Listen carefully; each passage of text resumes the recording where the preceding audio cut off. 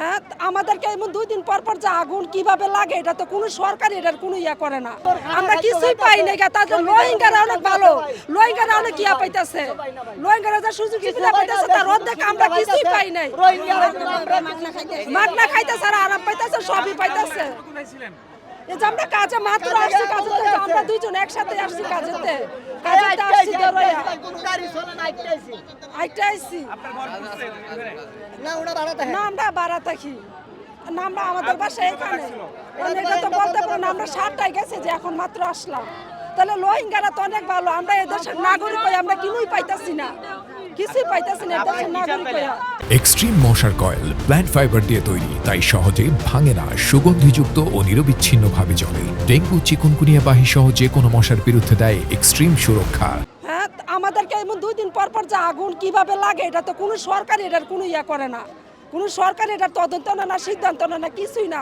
কয়দিন পর পরই আগুন লাগতেছে, 1 বছর পর পরই, 1 বছর পর পরই লাগতেছে। এটাই তো তদন্ত করে কেউ বার করে। তাহলে এখন যেহেতু বসে গ্যাস আছে, গ্যাস উঠাই দেখ, যদি গ্যাসের থেকে লাগে তাই গ্যাস উঠাই নেবা নিয়ে যা। আমরা আসলাম কাজও আমরা তো জানি না, না 6টা বাজে ফোন গেছে তাহলে তাড়াতাড়ি যাও, করাইল বস্তি আগুন লাগছে। এখন কার গ্যাস বাসাতে লাগছে এটা আমরা শিওর করতে পারি না, কিন্তু মনে করবেন আগুন যে লাগছে এটা আঙ্গুর সব পুড়ে গেছে। বাচ্চারা যে ধরেন এটা গেঞ্জিটা নিয়ে বেরোবো এটাও বাড়িতে পারে নাই।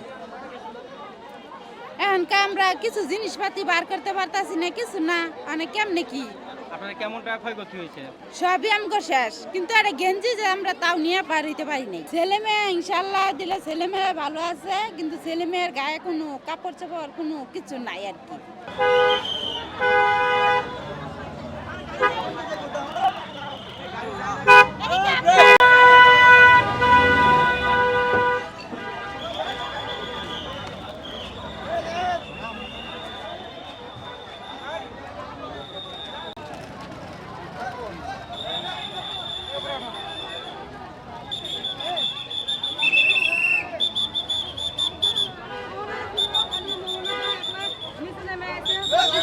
কিছু